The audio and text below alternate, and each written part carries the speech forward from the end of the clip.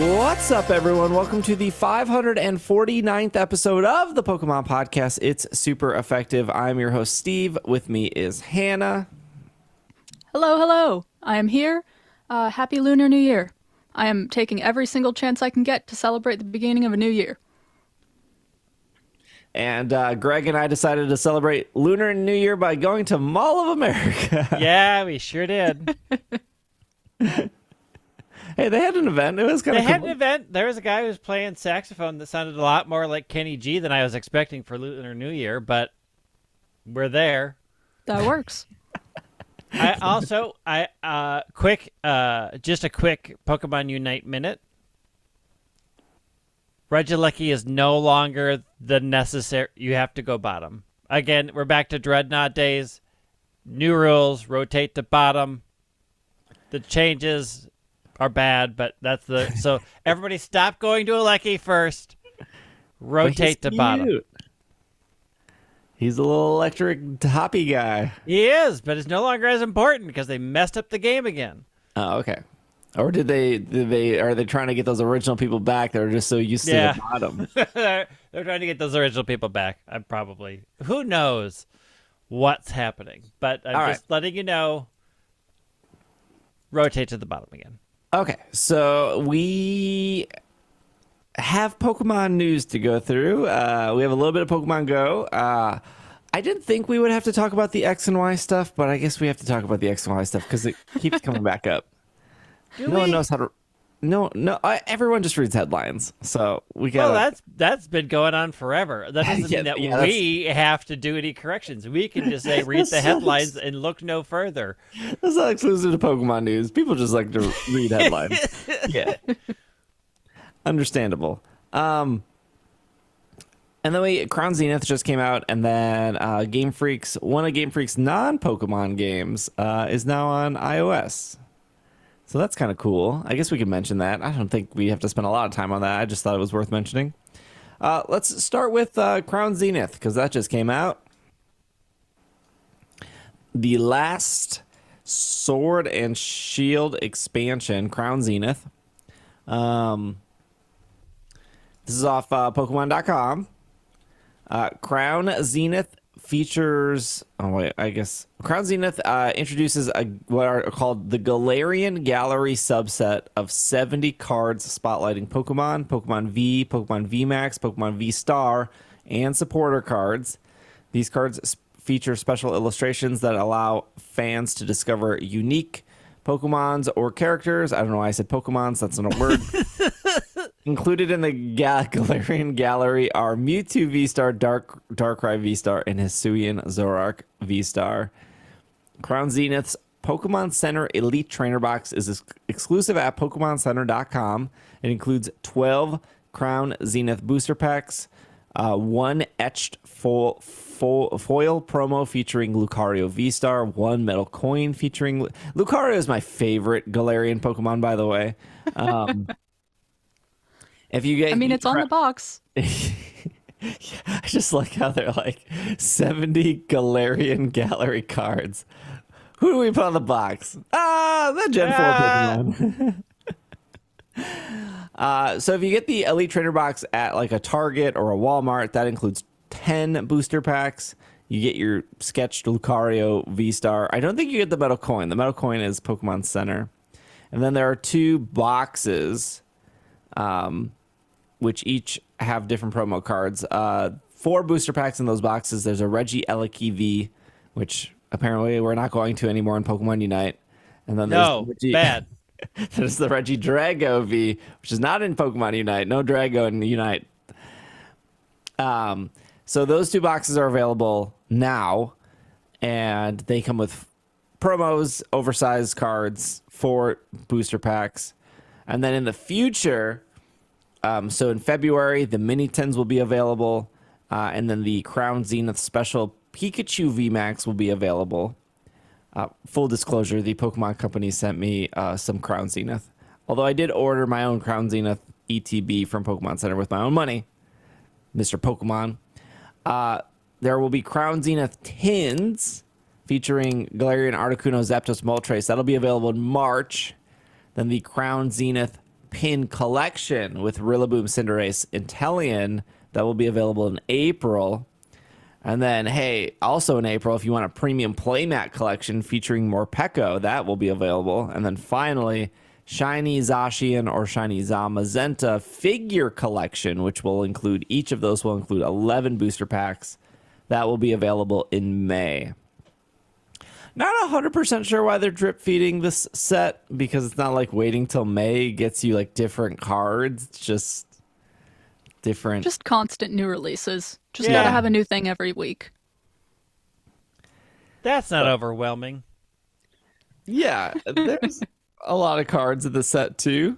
I will say this, after opening an ETB and 2 of these, like what do they call it, collection boxes or whatever, the pull rate seems good. It does seem like a fun set to open.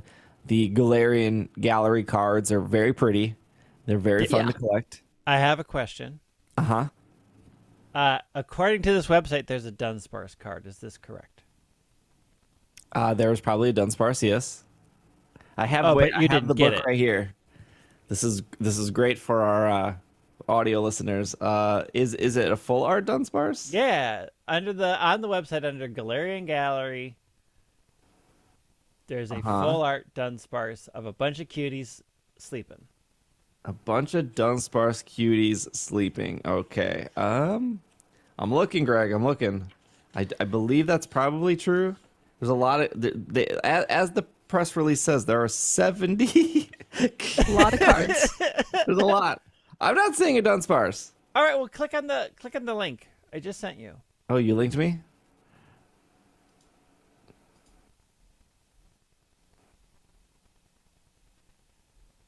Where am I looking? In the normal section? What? So, do you not see a click for Galarian Gallery?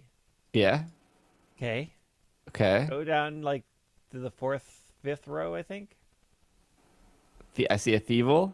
I see a The Numel. table is great. Oh, I see the Dunsparce. They're hiding under the pillows. Yeah. So you haven't pulled that yet. No. I see.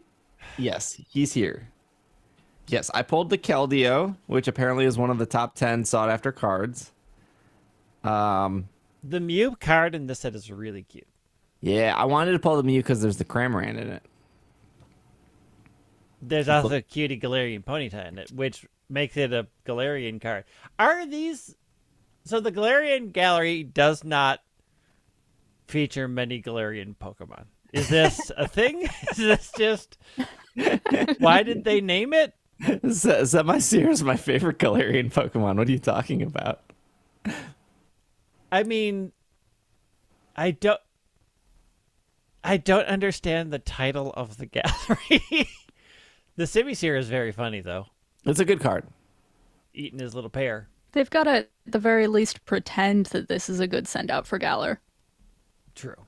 I mean, these cards are great, but yes, there's not a lot of Galar Pokemon. And for some reason, there's like multiple Semi-Seer cards. No Panpour. No, like the Pours and the Sages. They didn't make the cut. Only the Fire one did.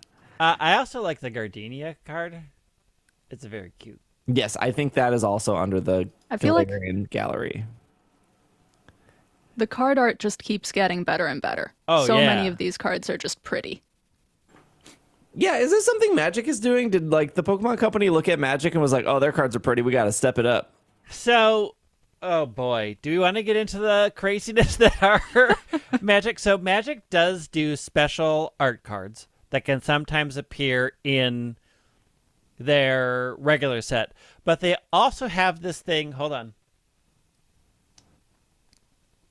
called, and I'll hold this up, Secret Layers. Shiny. Secret Layers are specialty cards. For example, sometimes they will do specialty collaborations like Magic and Street Fighter, and they will put out special art cards, or they'll work with a specific artist and be like, this is this artist's 4 special art cards. It's $40. Oh, didn't they have like some anniversary thing that was like $1,000? Oh, I'm not even going to touch. I'm not going to touch. Don't even. I can't talk about that right now. We can't go down the rabbit hole of how bad the 30th anniversary fake card scam is, because that's a whole podcast. Yeah, so I would say, like I've always said, new set comes out. Is it worth buying? Is it not? I think the last set was Silver Tempest. I don't think for a lot of casual people, Silver Tempest was worth picking up. Like, obviously, like if you're just itching to open some Pokemon cards, sure, get an ETB, open the 8 booster packs, have a good time. If you are casual though, and you're itching to open some packs and or burn a hole in your wallet, I think Crown Zenith is fun. I think there's a lot of good stuff in there. This is one of those in between sets. You can't just walk into Target and buy booster packs. You can only buy the box collections or the ETBs or the tins, which are not available right now. But unlike a Silver Tempest or a Chilling Rain or a Emerging Powers, you just can't buy the booster packs off the shelf. You gotta buy a box of assorted booster packs. Kind of frustrating. Yep. Yeah, that's the whole mini collection. I don't know what they call these. Special collections, middle collections. I can't remember. But the the Scarlet and Violet stuff, I believe, comes out in March. So that's when things will change to the silver borders, and apparently rainbow cards will be in the thing of the past. So next bit of news here. What happened to my news? Oh, let's get the Pokemon Go stuff out of the way. We didn't talk about this last week. We probably should have. Niantic just sent out a casual tweet here. Just a good old casual at Niantic help.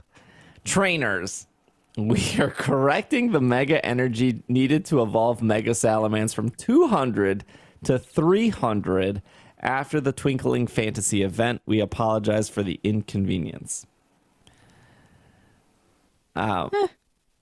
It's better than other bugs that have happened. And the fact that they didn't correct it immediately, and like they could have overcharged people and had people in negative Mega Energy. They could have done that. They didn't. Yeah, I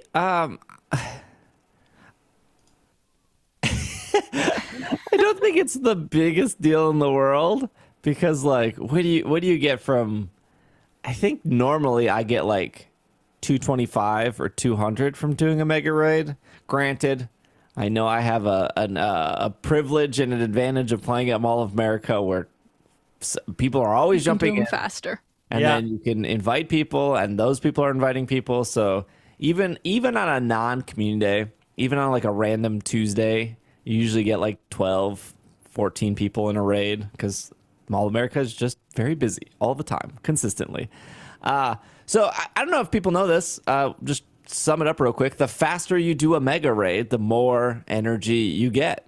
So that's kind of like the perk of, having more people. So ultimately, I think even if you do it pretty slow, you still need to do 2. Like, you're not getting 300 from 1. You're getting like for the full cost. 250. Mm-hmm. And so if you did it slow, you're probably getting like 180, which is still not 200, so you have to do it again. I did ask Niantic about this. I was like, why are we changing it from 200 to 300? And they said game balance. I don't know what exactly they're balancing. I think that's the base cost for the rarer Pokemon, for the Pokemon whose egg walking distances would be higher and things like that. And Salamence is one of those. I don't know for sure, because I haven't started up one of those Mega Pokemon in a while. I'm almost done maxing all of those out. But I think that for Latias, Latios... I was going to say the Latias, Latios. Yeah. Those may have started as 300 for initial Mega-ing. Yes, I'm looking at a Latias right now. It's 300. And then let's just look at like a Manectric. Manectric is 100, actually. Yeah, there we go. So it does vary based on the strength of the Pokemon, probably, or the rarity. The last one was like Glalie. Oh, I already megaed that one. Oh, I only have one. Oh, wait, here's another Glalie. Glalie is 200. So yeah, I guess. Again, I don't think it's the biggest. I would assume Metagross is going to be 300 because. Almost definitely. Yeah, because it's Metagross. It's. I just don't. The balance thing just throws me off because I'm not. Like, is it bad that people are? Here's the thing. Maybe balance aside, because I don't think that question can ever be answered. I do think that Niantic puts a lot of weight in Mega and like Mega Energy, and I think Niantic cares about Megas and Mega Energy a lot. But like, because they give it as a reward, like, oh, you're getting like 50 Mega Energy, but it's really not that hard to get. It is if you're trying to get Mega Energy for a Pokemon that is not in season. Yes. Yeah, I will agree. That's true. That's true. I had a hundo names. Skulldog. Houndoom. Houndoom! Yes. I had a hundo Houndoom for a year that I was waiting to Mega Evolve because I just didn't go out of my way to do the Mega raids at the beginning when it was first introduced, and I was not able to get the Mega Energy for it any other way until it was brought back into raids. So when there are research tasks you can do, that's super helpful, but it doesn't always apply to all the Pokemon. The weirdest thing about video game... I love the start of the sentence. The sort of weirdest thing about video game culture is the bizarre value people put on grind. Like, it boggles my mind how many people equate grind to value, including companies. And companies sell this. Like, oh, you have to grind more Salamence candy so it's more valuable. It's like, is it? Like...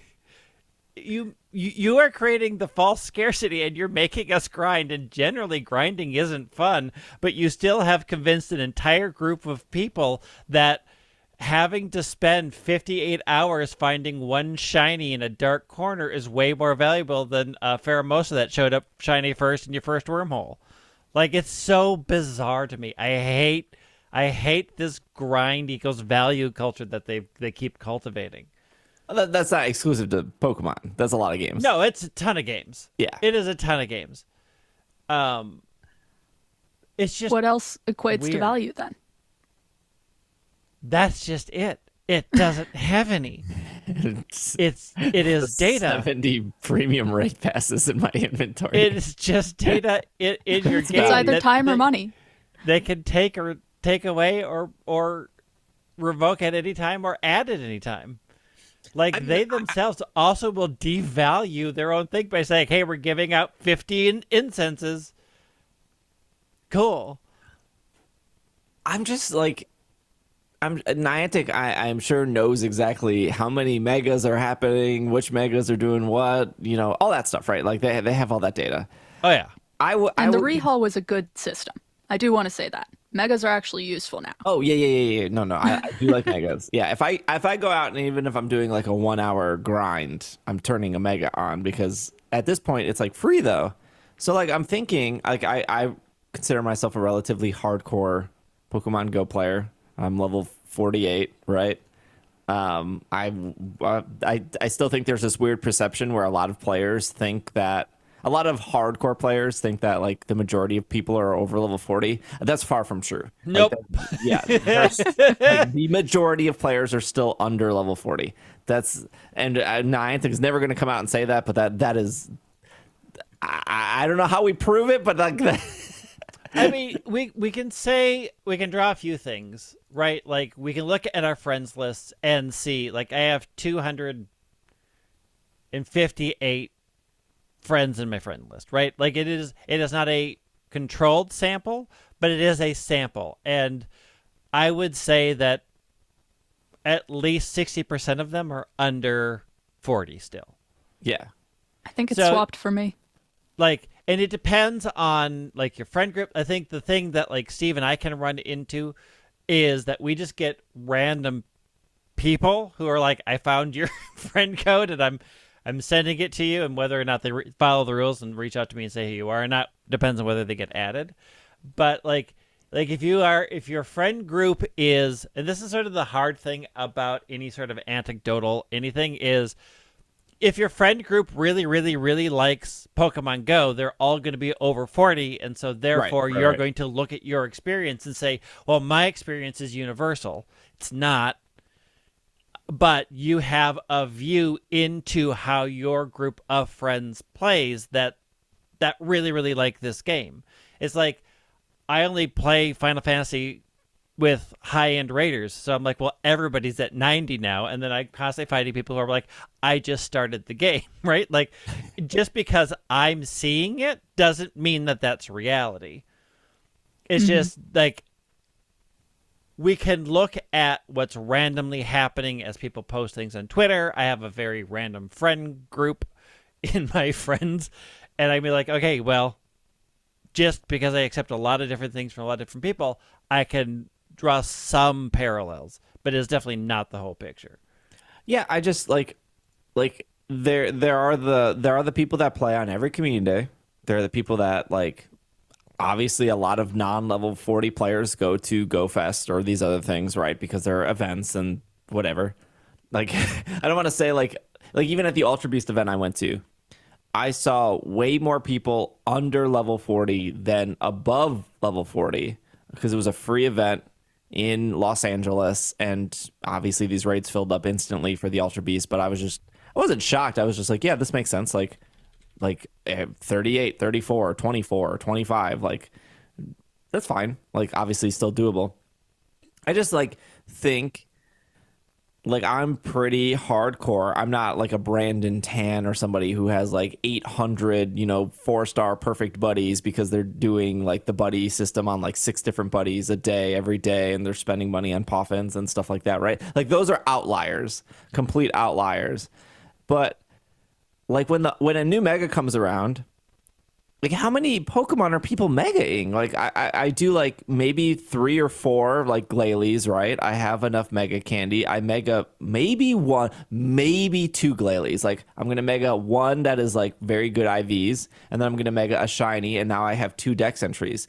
I don't know why you would ever do a 3rd or a 4th, like, and then once you mega it, it's technically free after that. I have a edge case where you would want more than one. That if there is an event featuring a specific type of Pokemon that there is only maybe 1 or 2 megas for, that you would want more than one of those megas so that you could have a mega on constantly while you're playing this event throughout the week without spending more mega candy or energy, without spending more mega energy after that. Like Altaria for Twinkling Fantasy. Yes. Yep, exactly. So Yeah, you so would your have option wanted is a ton of Altaria. Right. You could ideally.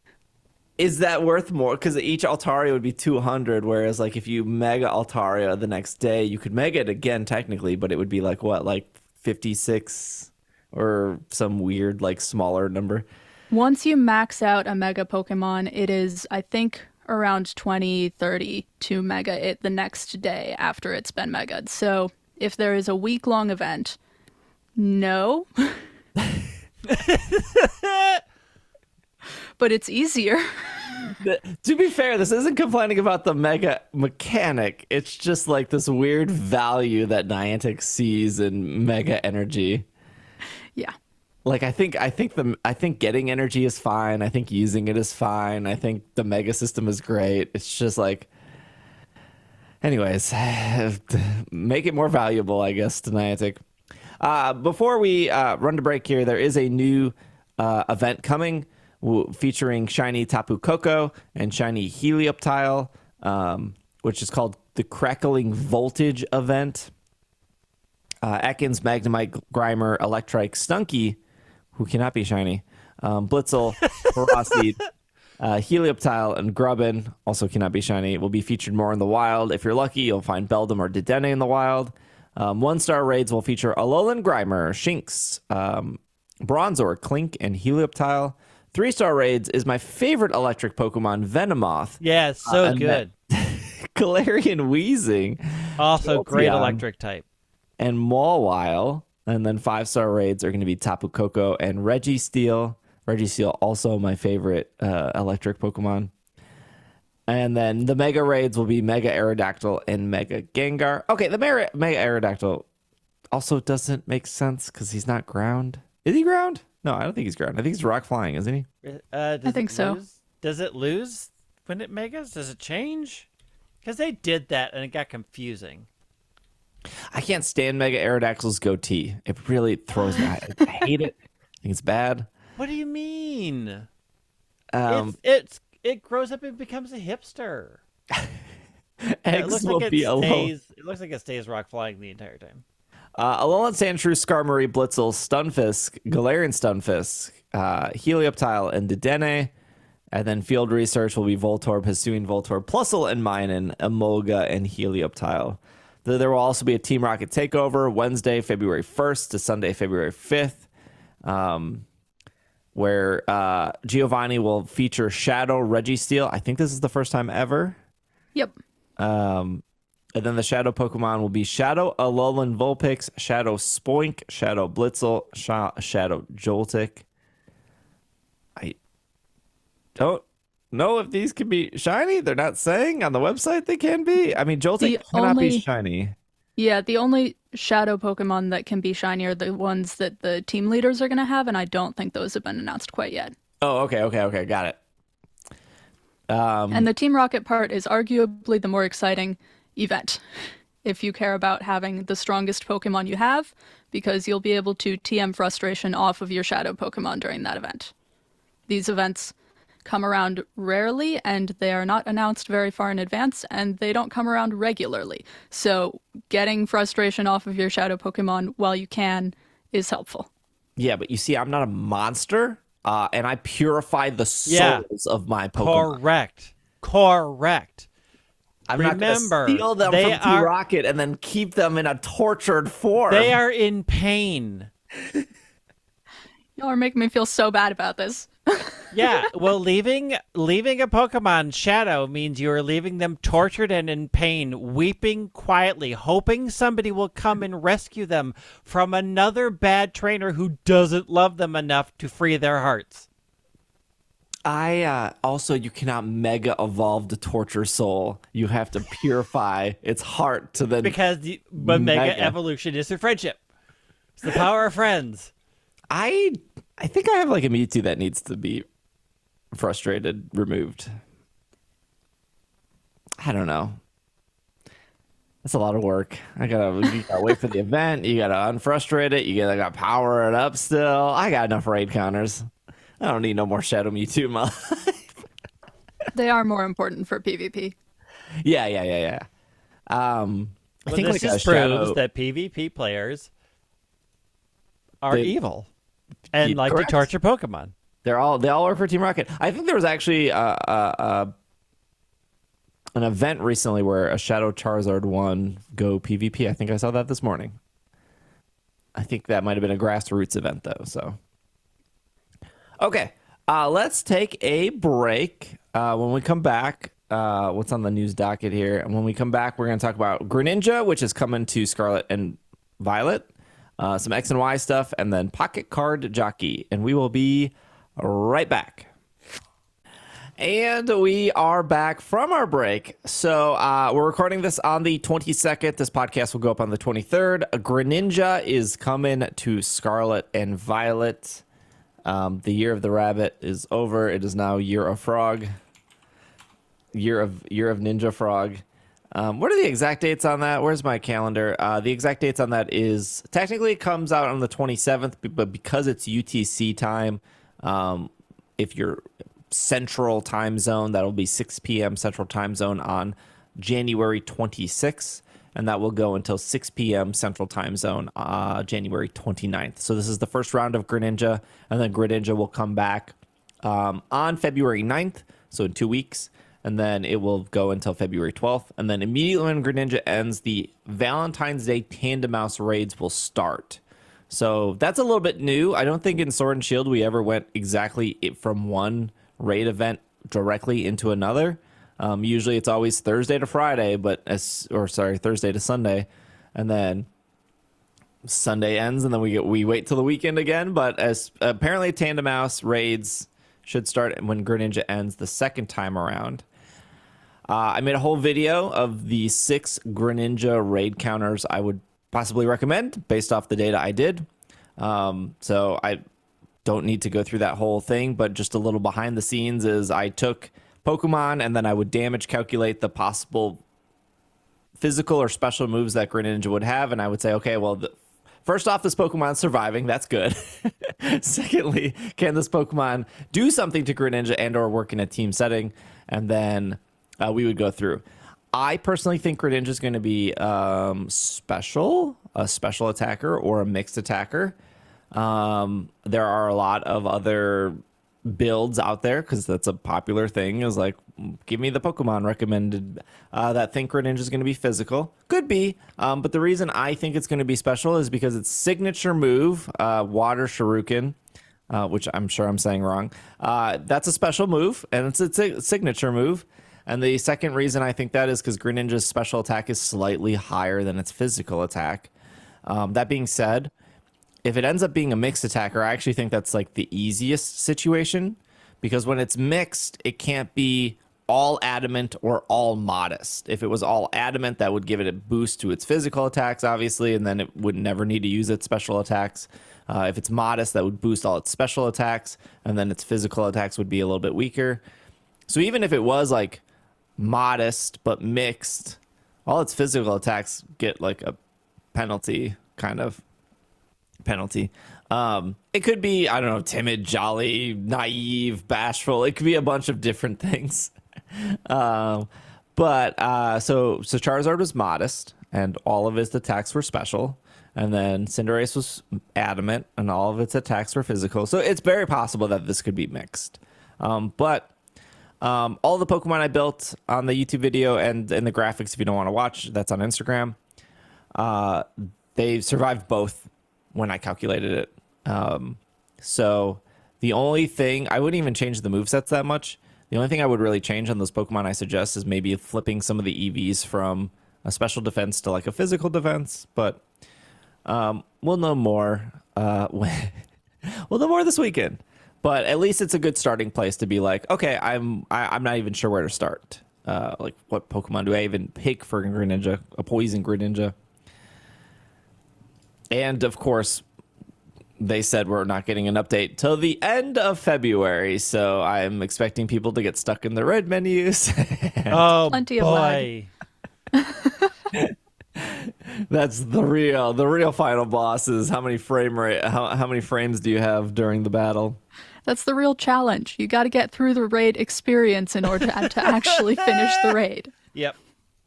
You guys both got your Cinderace though, right? Yeah. Yep. I got it that first Yeah. the first one, and then I was gonna jump in, and then my brain literally went, no, I don't know. No, I can't.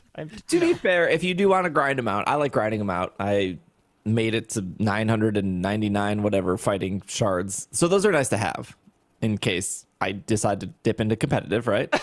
I mean, yeah, it's 50 shards of change. That's a lot. I mean, I have no use for them. Right. I'm never going to do competitive. That doesn't make a lick of difference in most I'm not saying you're wrong, Greg. I completely agree. People are like, oh, do you want to do the raid? And I literally just stared at my... Because it was on the menu. I'm like, Unite, Scarlet and Violet. I'm going to Unite.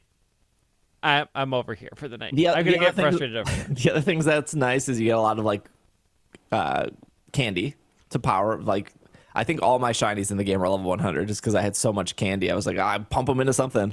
And then you get, like, the vitamins.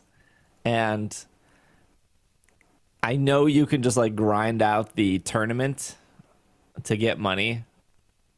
You just do the tournament over and over, but it's nice to get so many vitamins where it's like, oh, cool. Now, in the future, like, that's one less thing I have to buy because now I have, like, 600 of them just from doing Cinderace all weekend. So I see both sides. I see, like, I'm a one and done person, and I see, like, hey, I want to sit there and grind. It's very easy to grind when you have a bunch of people that also know what they're doing, right? Like, Correct.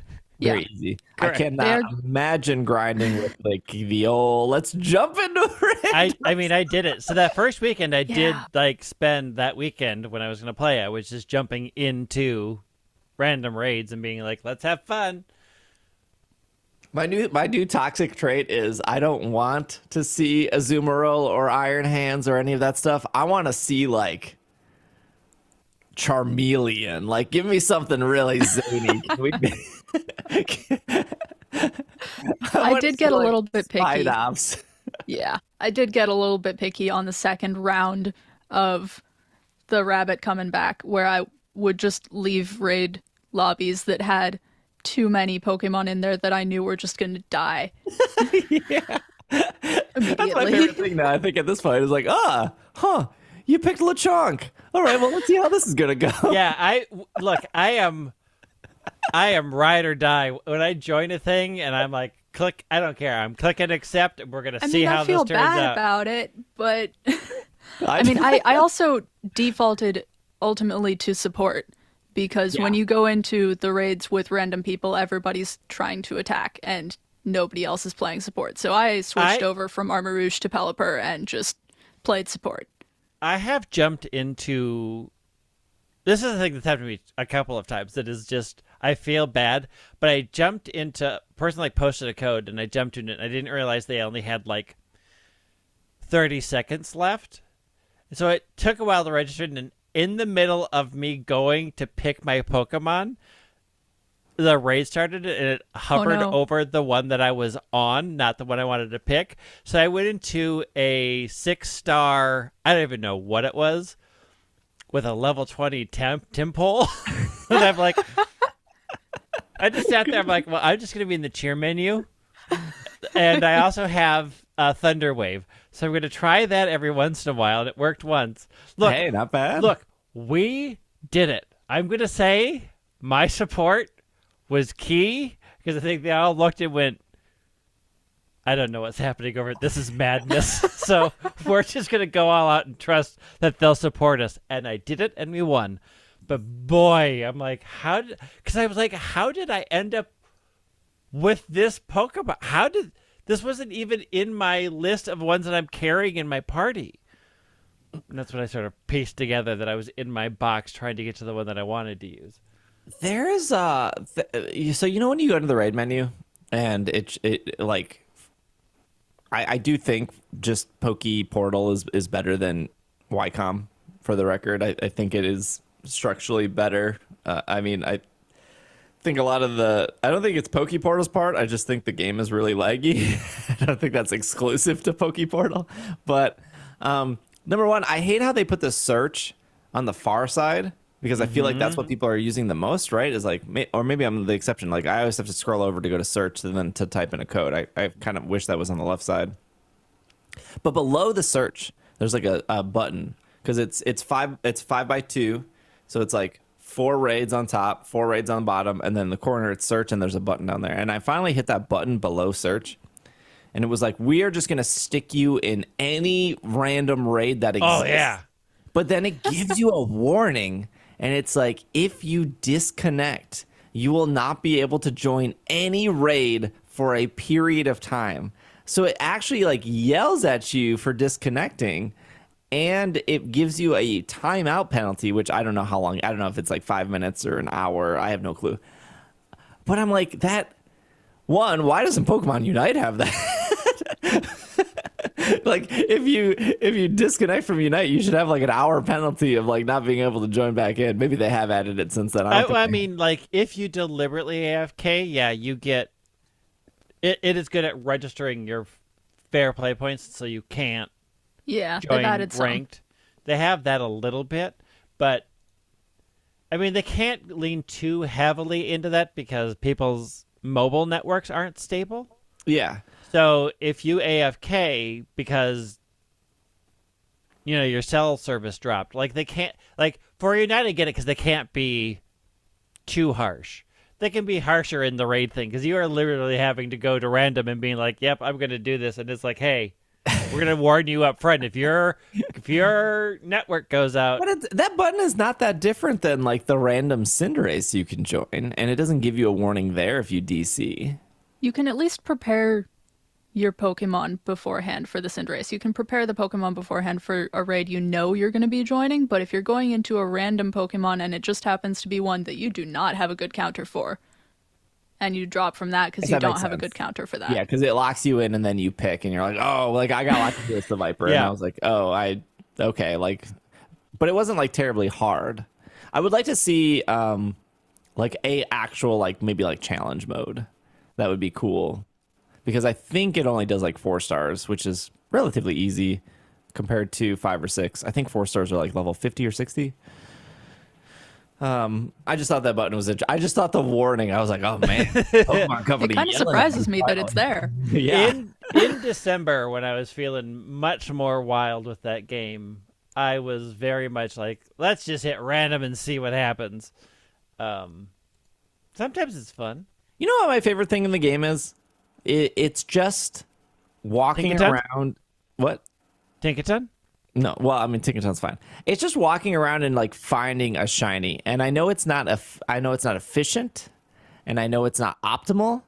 But when I make a sandwich, when I'm slapping rice and ramen noodles not cooked onto a slab of bread, and that timer starts of 30 minutes. I feel like everything in the world is gone. Nothing matters. I have wasted this herba mystica, and I like if the cat is throwing up, if I left my child in the bathroom in the tub, like you take a really long bath, I'll clean up the throw up later. Like my 30 minutes is here and now. I cannot stop for anything, and it's just very stressful, and like. When I'm in that mood, I'm like, okay, today's the day we're gonna get this shiny. I'm gonna do this sandwich. We're gonna hunt right here. It's all played like my battle plan is laid out. Like I'm in that. Sometimes I'm in that zone, but a lot of times I feel like I don't want that stress. I just want to like walk around. The thing is I just find it so boring to just wander around. Just I love it. I did that in around. Final Fantasy 2 too. I would just walk. Yeah, No. I enjoy it. So the number of hours I have played in Pokemon Scarlet is almost reaching the number of hours I had for Pokemon Sword and Legends Arceus combined. So I am playing a lot of Pokemon I Scarlet. like it much better. Minus all the problems. Yeah. I'm not even sure I can say I like it better, but there it does feel like the next big main series Pokemon game to me, and it is. And there are competitions that are going to come from it. There are updates that are going to happen to it. There is probably going to be some DLC that there are story hints that I'm excited about. And I'm actually working on completing the Pokédex for the first time in a while, which I did do in Sword, but a while after I could. I don't know. I am enjoying this game. I don't know if I would say it's better. I think I enjoyed Arceus more because I liked the design style more. And Greg, I know you hated it, but I loved it. What? No, Hated Greg what? loved Legends. Arceus' design. I love Arceus. I hated it. No, Greg, you hate the colors. The only thing I hate is the colors. I hate I like the fact colors. the second area just looks like a giant mud pit. I mean, it Sunday, is. Sunday, Sunday. We're going to go to the mud pit. We're going to get Pokemon all sloppy. Come on down to the Metrodome. Sunday. Sunday, know. Sunday, Sunday. In both Arceus and in Scarlet and Violet, you can run around and just make progress by running around and doing stuff and just sort of casually having fun in the game. And in Scarlet and Violet, that can actually progress towards bigger goals if shiny hunting isn't your ultimate goal, because there is competitive stuff. There is going to be more of a national deck, or I'm not going to say national Nope. decks, larger Pokédex. Ban. New host. Ban. Getting closer, but no. I don't know. I've been working on completing the Pokédex in there, and 400 is a lot. I can't even imagine. But Yeah, I think 400 is that spot they figured out. It was in Ultra Sun, Ultra Moon. and then it was in Sword and Shield, and now it's in this game. So I think before the games even came out, I always reference like, I'm gonna guess there's gonna be 400 Pokemon. And that's what ended up happening, is 400. So I think that's a good number. I think it's big enough where it feels like, okay, it's a lot of work, but it's small enough where it doesn't feel like it's not obtainable. Like I remember going back to X and Y, and you have to get all 650. I don't know how many are. X was 639. Somebody will correct me. It's more than 600 in X and Y. No, it has to be close to 700 because Vivione is 666. So it has to be closer to 700. That's a lot of Pokemon. That's a lot of Pokemon. And X and Y was very ambitious. And that game had plenty of its own issues. I want to remind everyone, horde battles. If you loved the leg of horde battles, you would love the leg that is in Scarlet and Violet, because those were things. Speaking of X and Y, though, perfect transition. There's a lot of articles about this. I just pulled comicbook.com. There was a tweet that went out. Why is it always the Spanish Twitter? It's always Spanish What Twitter. is up? What is up, Spain? It's always What are you Spanish doing? Twitter. So Spanish Twitter noticed that Game Freak renewed the trademarks to X and Y. So let's just read a little bit here. Twitter found out that Nintendo, Game Freak, and Creatures recently renewed the registrations for Pokemon X and Y logos in Japan. As a result of this information coming out, a number of Pokemon fans determined that Game Freak might look to remake Pokemon X and Y next, with the intent of re-releasing new versions of these installments on the Nintendo Switch. And while these remakes might come down the road, it doesn't seem like we should expect anything soon. So comicbook.com goes on and says, although the reason wasn't given by Game Freak or Nintendo, when it comes to these Pokemon X and Y logo renewals, the real purpose behind these, why they were registered once again, is because it's been nearly a decade since these installments were first revealed. Most logo and trademark registrations tend to run a course of 10 years, which means that the period of time has come up and companies need to reapply and to renew their registrations. As such, it is likely this was done with X and Y. Fans shouldn't think anything more at the time. DLC is coming. We're going back to Kalos, baby. I have high hopes for the DLC, but it's not that. But they renewed the trademark. They wouldn't do that if it wasn't coming in the DLC. Why would they renew the trademark at the 10-year mark, which is legally required to maintain the trademark so it doesn't fall out and can be used by somebody else, if they weren't going to make a DLC? I mean, you wouldn't just renew a trademark and do nothing with it. Greg, are you in my Instagram comments right now? Have you read them? Look, I am the distilled internet at this moment. Look, I don't think we're getting. I've said this time and time again. I don't think the DLC is going to take us back to Kalos. There's a couple reasons why. Whether or not you agree with me, that's fine. Number one is Game Freak likes money, and we know that second versions and DLC does not sell as well as re-releasing games and putting them on store shelves and having a giant marketing push around them. Sorry. As much as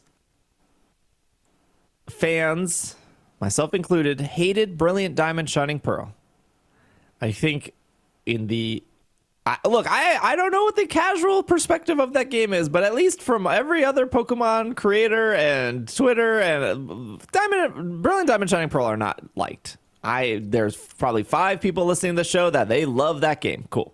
That being said, there's no doubt that those games sold incredibly well. We know how well they sold. They sold incredibly well. And you could maybe argue they sold better than Legends Arceus because there was 2 copies and not 1, but they did technically sell better than Legends Arceus at this point in time. Maybe in 6 months when we can say on the podcast that Legends Arceus outsold Brilliant Diamond Shining Pearl. It hasn't yet. Technically, Brilliant Diamond Shining Pearl also had a holiday push. They came out right before Christmas.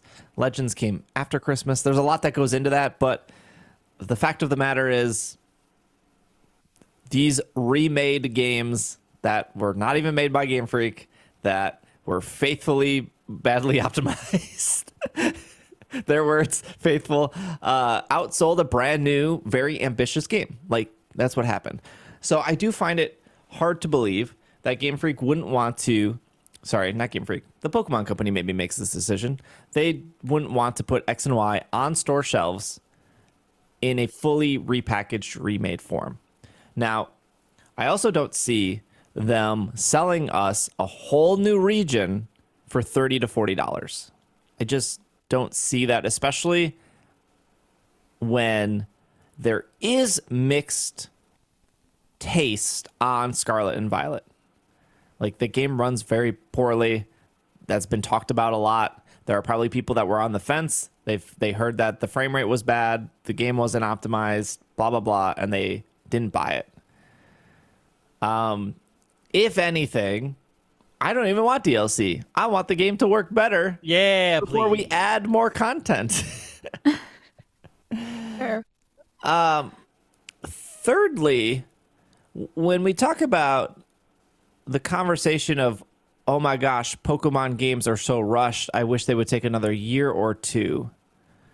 We have this open world, brand new experience Pokemon game. And I'm not defending that it hasn't been rushed. Like we've talked about on the show multiple times. The Pokemon machine has to fire on all cylinders. Whether or not this game was ready or not, they needed to get it out because the anime is coming, because the TCG is coming, because of the holidays, because the next game is coming. Do you think that this company, who had barely got this game out the door, can then add on an open world Kalos experience in less than a year? Do we think that that's even plausible? Yeah, because Kalos is already created, so you copy, Control C, Control V. like, Done. what is it? It is just coding, like kids in high school code. Yeah, that's true. So even if I was like, yes, I just can't put the logic behind, like, yep, we're going to do this whole region. And then if you go like, well, it's not going to be open world. It's like, well, that doesn't make sense. You're going from an open world game to, like, we're back to this linear experience. The other thing is, I feel like it would be such a discredit to the Paldea region to have all of this interesting and unique lore about these legendaries, about the past, about the future, about the time machine. I still kind of believe that the professors are alive, and that ending was like a weird kind of throwaway. Like, maybe they didn't actually die because we didn't see them die, right? It's kind of like this classic. I didn't see the body, so Yeah. therefore. And why would you just want to go to another region and not have any of those questions answered? Yeah, there's clearly so many questions left for Paldea. And I don't know They if, address like, it directly in the story. I don't know if the people asking for the remix went to the school, but the school gives you a million unanswered questions. And I know some people are like, well, the crater, the crater is from the giant flower cannon from X and Y. The flower cannon was 3,000 years ago. We know that the crater is 1,000,000 years old because the school tells us that. Like, the school gives us so much information about the crater in Paldea, and it has nothing to do with the flower cannon in X and Y. Like, there's just not enough things adding up to be like, yep, we're going to Kalos. And I guess people could say, well, like, oh, Froakie, Fennekin, Chestnut are in the game code. Yeah, I mean, so is Rowlet and Cyndaquil and Oshawott, and so is Scorbunny, Gurky, and Cinderace. It's like, The only thing that sort of ties, there is weird Paldean Empire things that happen after the canon war that was supposed to happen in Kalos. So it's not like the crater was created by the canon, but there are other history lessons, if you look at it, that like tie to the events of the big war that was happening over in Kalos. Like, there are weird parallels there. I'm not saying we're going to go explore ancient Kalos, and definitely the canon didn't cause the crater, but they do hint as part of fitting Paldea into the larger world, that the events of that war did affect the Empire of Paldea here, just making it as a bigger world thing, right? Like, these things are happening as far as the overarching lore. But no, the crater wasn't caused by the cannon, but the cannon did have an effect, and that war did have an effect on the Pokemon world as a whole. And they acknowledge it a little. Like, you have to really draw some faint lines there, but they do at least sort of hint. But I don't think that's enough to say, and now we're going to go into the past and explore that war. No, like, that is not what's going to happen here. I absolutely adore X and Y. I think they're fantastic games, minus the story stuff. I mean, Pitbull shows up at like the end at one point. That's kind of cool. Mr. Worldwide. But like X and Y got kind of like the Johto treatment almost, where like Johto could have had a lot more, but their option was like, let's go back to Kanto, and it's like, but there's so much here in Johto that we could be like talking about. And then Kalos just didn't get anything, right? We never got a Pokemon Z, we never got a Pokemon XX or YY or XZ, right? We didn't get anything. So there's a lot of things unanswered in Kalos, and so ideally or hopefully, if there is a Kalos remake one day, which realistically I guess would be after Black and White remakes if we're going in order, like, you would hope that they can expand on that. I don't think they could expand on that. Like, they could give us the same stuff in a DLC for Paldea, but do you think they can give us the same stuff and also expand on that and then not want to sell that to us at full price? Like, it. And then what happens to Paldea? We miss out on that stuff. Like, I want to know more about the treasures. I want to know more about the past. I want to know about the future. Is this time machine actually a time machine? Like, there's so many unanswered questions, not only with the crater, but like multiple things that pop up in the school, that like, we're just gonna like throw that all away and not answer it for this, just to go back to Kalos. Like, it just seems like a lose-lose. It seems like not only does Paldea lose by going to Kalos, but Kalos loses by not having its own brand new development cycle where we can like not have what happened to Pokemon Z, which is like just not fill out that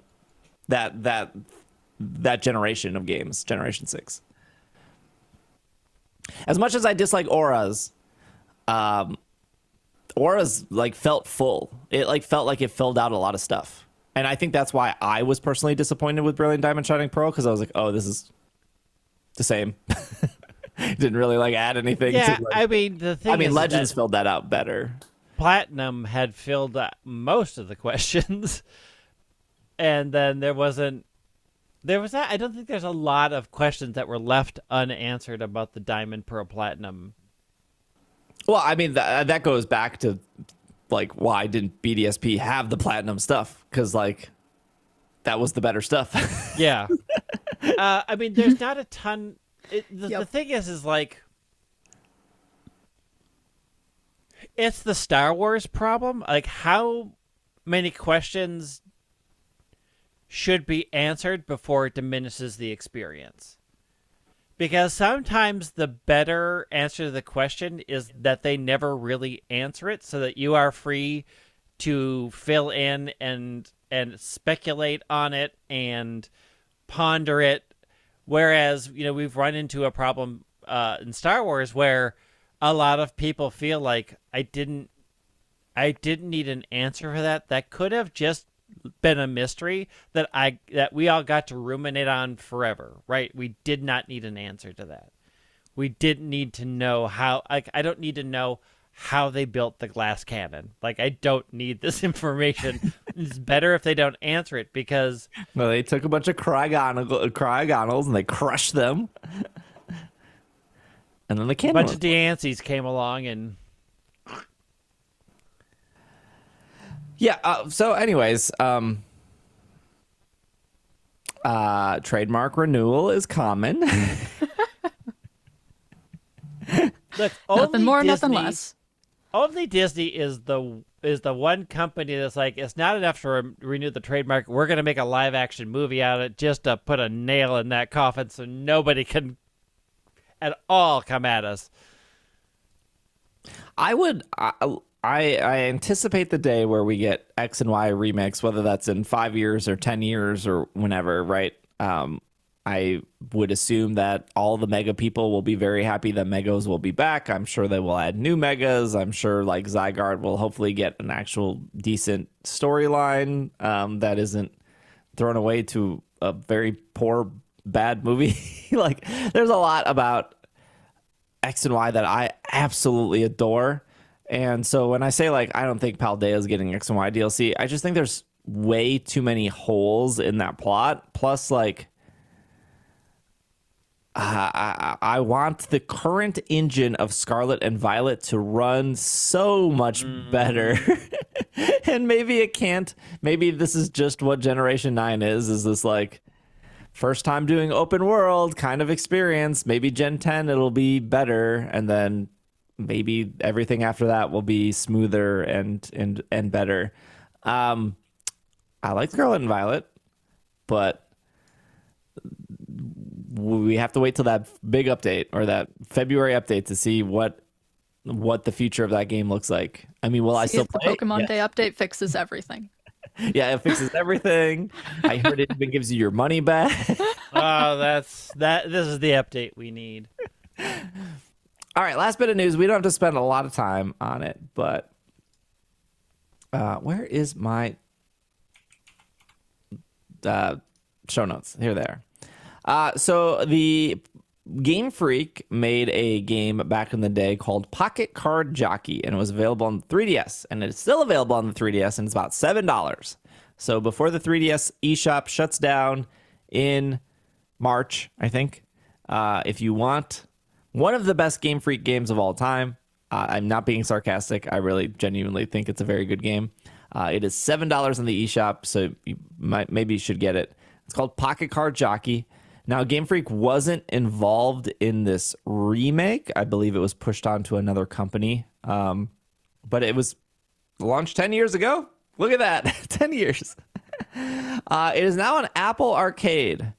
And unfortunately, you do have to turn your phone sideways. Oh, is this the one? No, Can because you it will require resist? me to sign up for Apple Arcade, and I have no interest in signing up for Apple Arcade. I've already played Pocket Card Jockey, so I don't know if I would play it again. But the screenshots look great, like brand new graphics. It's a combination of horse racing and solitaire. And now I understand that might sound boring, but holy cow, is it incredible, and it's super fun. It's like a weird version of solitaire. It's not like your like grandma's solitaire. Super fast paced. Yeah, it's really fast paced. Also, you can like breed horses together, and you get special horses. That's pretty cool. Is there a Ditto horse? There is no Ditto horse. There is a horse that there's a couple horses that have Pokemon references. I can't remember them off the top of my head. But if you have Apple Arcade, it's free because that's the whole point of Apple Arcade. If you bought anything from Apple in the last year, you probably have like 18 months of Apple Arcade free because they're handing that out. But I think this game is absolutely fantastic. I think the writing's really good. It's genuinely funny. I think the gameplay loop is really great.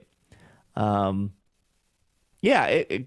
it sucks because like it makes sense why Game Freak kind of just goes all in on Pokemon, because this is genuinely such a fantastic game and no one played it.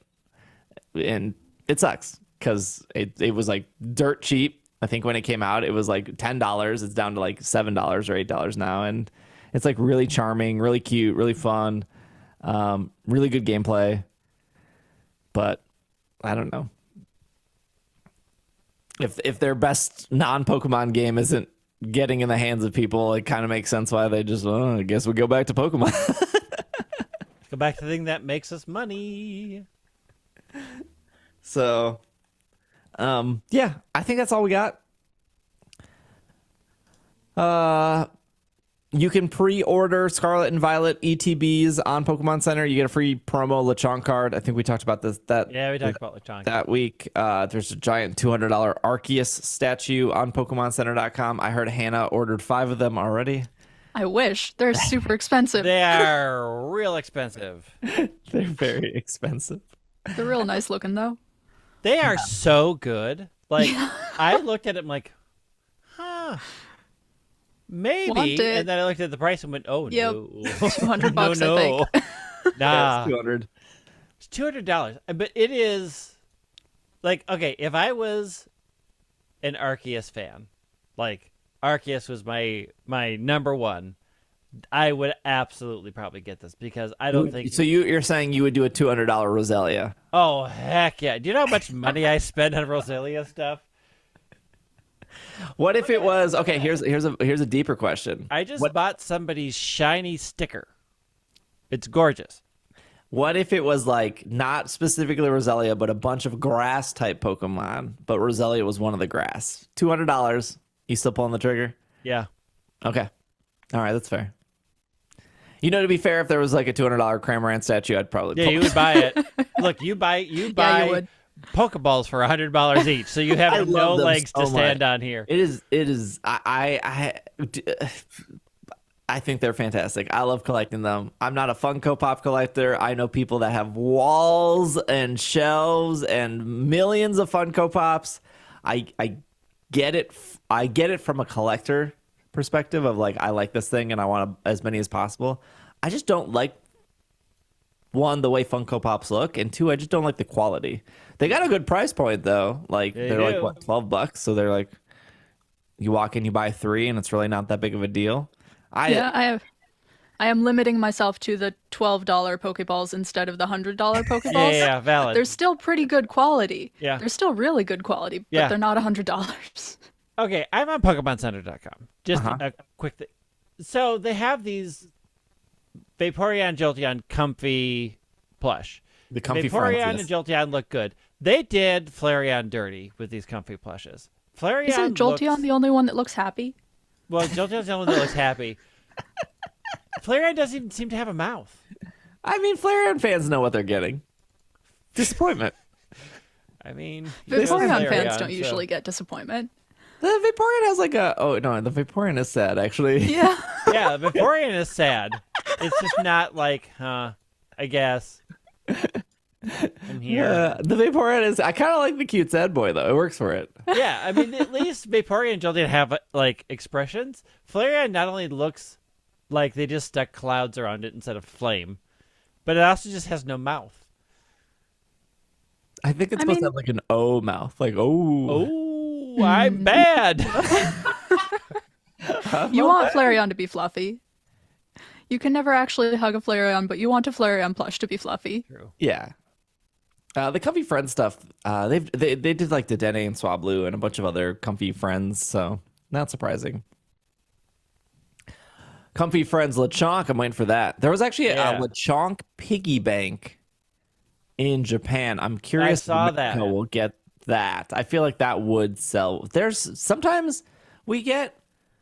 There's also a Sinisty Poltegeist teacup collection in Japan. That was and nice. I really thought we were going to get that. I thought we were going to get that one. I thought Galar's over. It's dead. It's in the ground now, right? Scarlet and Violet. We'll get it for the re-release. Yeah. We'll get it for the DLC that brings us back to Galar. Yeah. They're all connected. Galar's up here. Kalos is here. Paldea's here. All connected, yeah. I'm waiting for the Unova remake, but then we go to Alola because they're both in America. That's what I'm waiting for. No, it's easier to go from Unova to Ore, which is the Coliseum remakes, because Unova's New York, Ore is New Mexico. Yeah, there you go. And then beyond New Mexico is Hawaii. That's a much farther distance. We're going to go back. We're going to get Stadium. They're going to bring back Mirror B finally. Finally. Okay. Thank you, Hannah. Thank you for Greg for being here. If you need help with Greninja stuff, I will be streaming Greninja on Thursday and Friday and probably Saturday. Probably all 3 days, honestly. So the only thing I ask is bring a level 100 Pokemon, preferably one of the ones I recommended. And we'll carry you through. If you don't, have a level one. Well, if you don't have those Pokemon, we carried a level 100 Koraidon through Cinderace and a Mimikyu through Cinder. We carried a lot of different 100 Pokemon, so we got competent people. We'll help you get through. I don't mind a challenge. I don't know if you bring a level 100 Spidops if we can help you out, but I'm going to bring a level 100 Excalibur. That might be okay. The level 100 Excalibur didn't work against Cinderace, but it might have a chance here. So I'll be streaming that on Twitch. So if you need help, come swing on by. If you need Pokemon suggestions, that video is up on YouTube. Otherwise, I think we will see you guys next week. Greg's not leaving anytime soon. No. Valentine's Day. Yeah, I will be. I will not be able to do anything the weekend of the 11th. Got it. Yeah, because you're vacation. And then I'll have to record a podcast early when I'm in Vegas, because I'll be gone for like 5 days. So we might just do like a question show or something, since I mean, like I would have to record, I think, on Tuesday, and then the news, but the show comes out on Monday, so there wouldn't be a lot of news in between. Maybe we'll just do a question show for that. We'll worry about that next month. Anyways, this has been another episode of the Pokemon Podcast, and we are super effective. Not rotating to Regieleki? No, do not go to Regieleki anymore. It is a bad choice. Go down. You want to go down. Once again, it's all bottom lane. Bottom lane for life. Not rotating to Regieleki, super effective. Yeah. rotate to Regidrago if you can find them. If you can find them. Good luck. It's a secret code.